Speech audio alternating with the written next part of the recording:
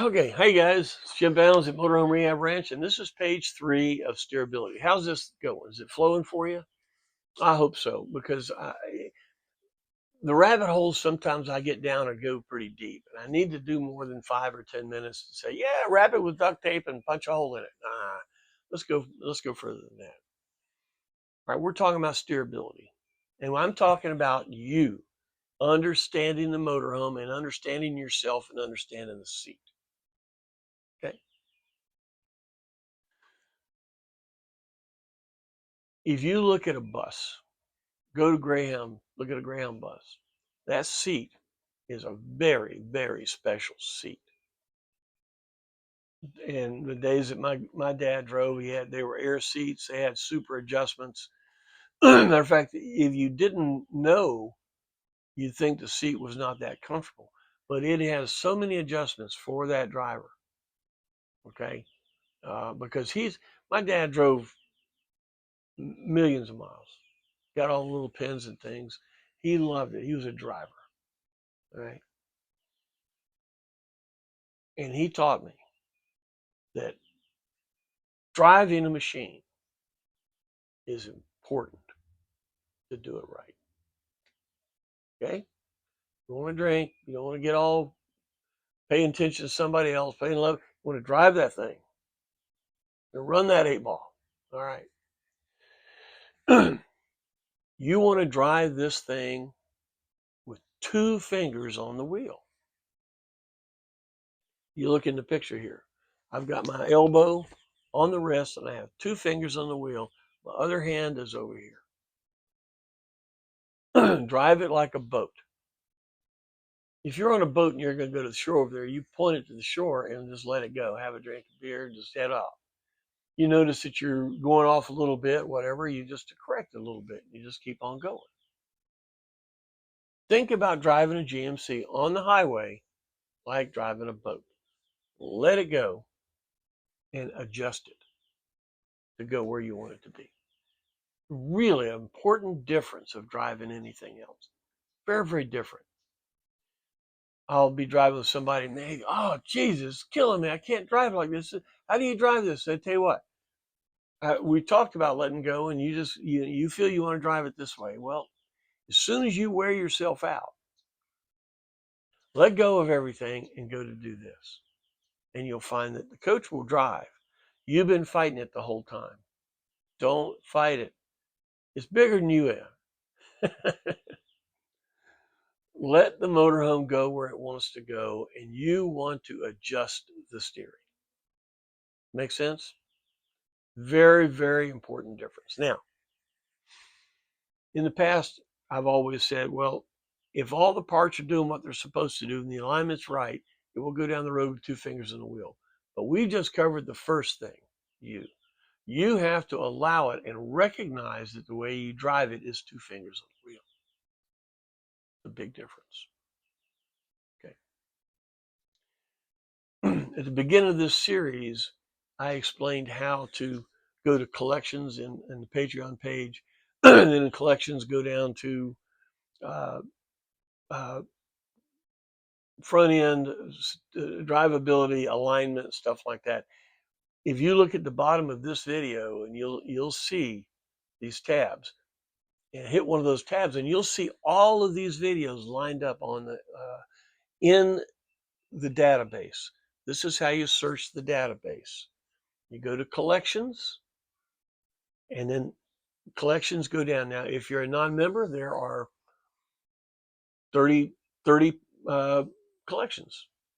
If you're a member, though, there's about 100. Okay. The selections that non-members get are basic. Entry level talks a little bit more. If you want to know more, become a ranch hand. And when you become a ranch hand, when you hit collections, there's a pile of stuff there. Right.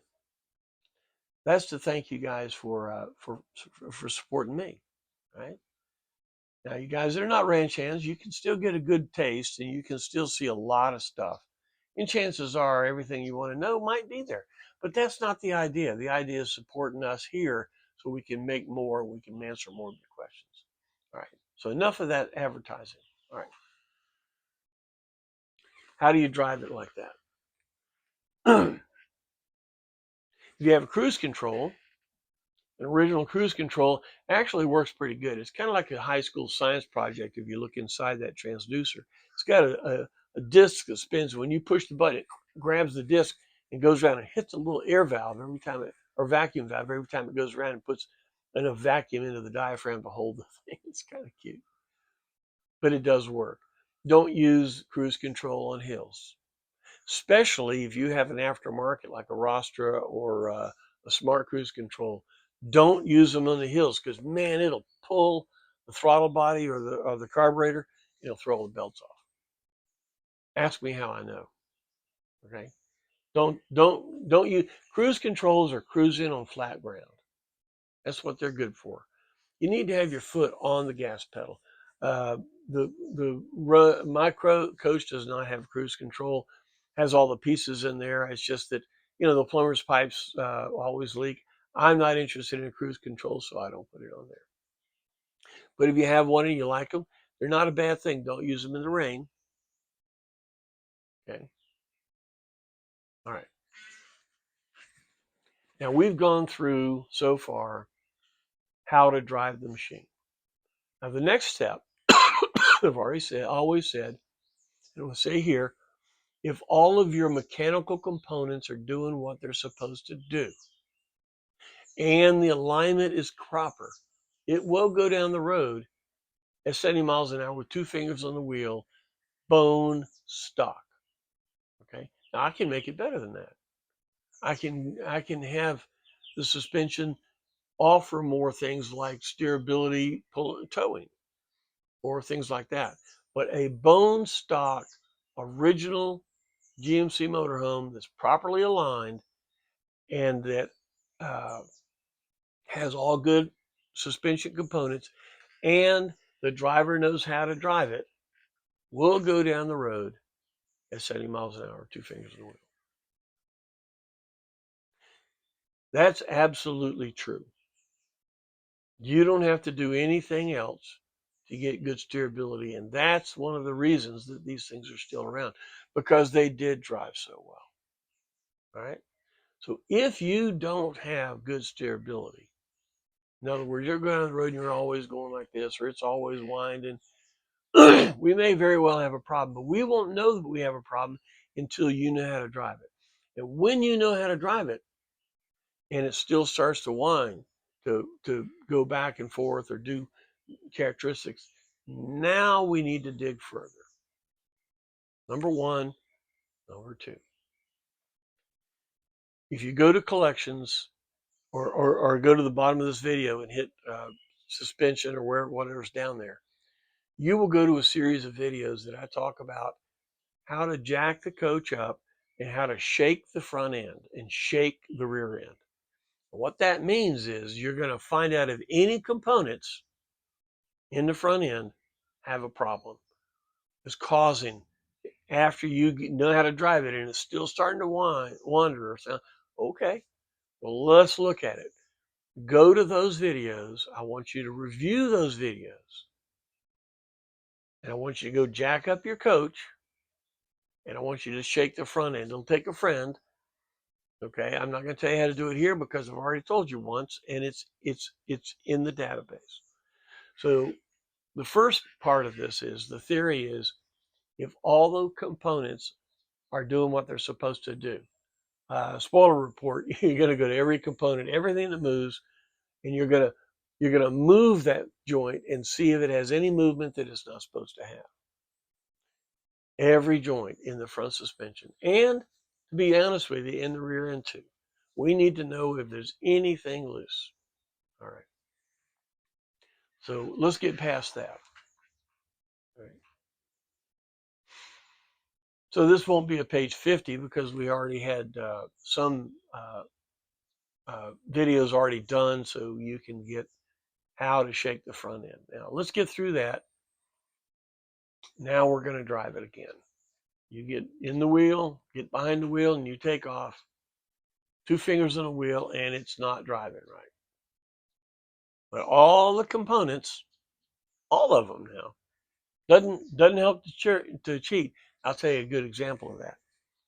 The steering shaft comes out of the steering column. There's a CV joint, there's a slip shaft, and there's a universal at the bottom. And I've always said that's the weakest part in the system, and it is. Because if this CV joint up here, there's a boot on it, and if that boot tears, and if that thing gets rusty, the whole steering column locks up. Whoa. Going to be sure of that boot, so you're going to take a look. Next thing is there's a slip shaft. It's got blue insulation on it. In that slip shaft, get real close with a light and hold the top and the bottom and twist it. If there's any movement, any movement in there at all, that's a problem because it'll just go back and forth, back and forth. It'll make the wheel do this. No movement in the slip shaft. I mean, in the slip shaft. If there's movement, you're going to need to do something. You'll say, "Oh, it's just a little bit of movement. It's not a big deal." It is a big deal. A little bit of movement in the suspension is a big deal.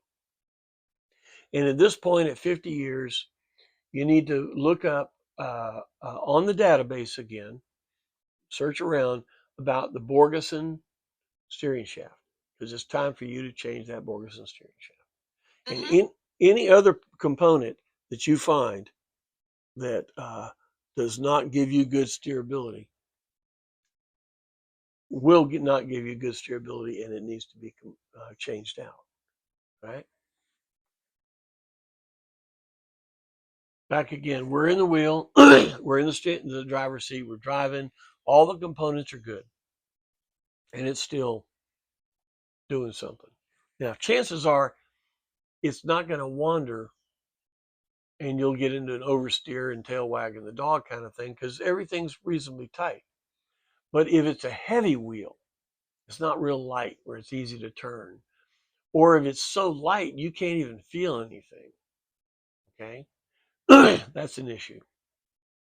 If it continually goes to one direction, now there is a normal tendency to go to the outside because of the curvature of the road, because it wants to have runoff, rain runoff. And it's not unusual on a very crowned road to have a little bit of right sway. Try to get on something you would call flat road, or on a 3-lane road, get in the middle, and see what happens.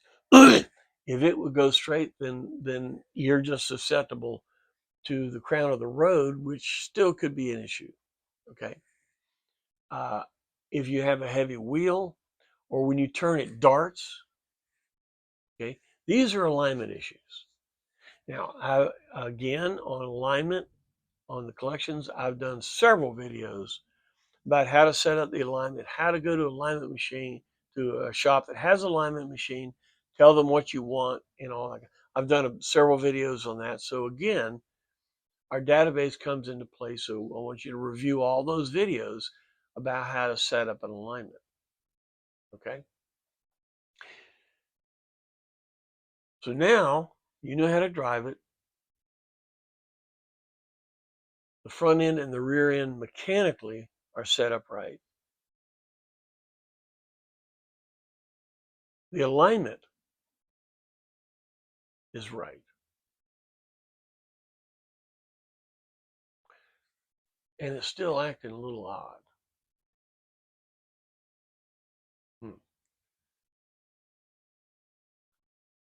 Let's talk about rims and tires, right? This video's it's a whole nother subject. So let's go ahead and turn the page, and I'll see you on the next page. Hit like and share and all that kind of stuff. This is a discussion about how to make your coach drive well. See you on the next page.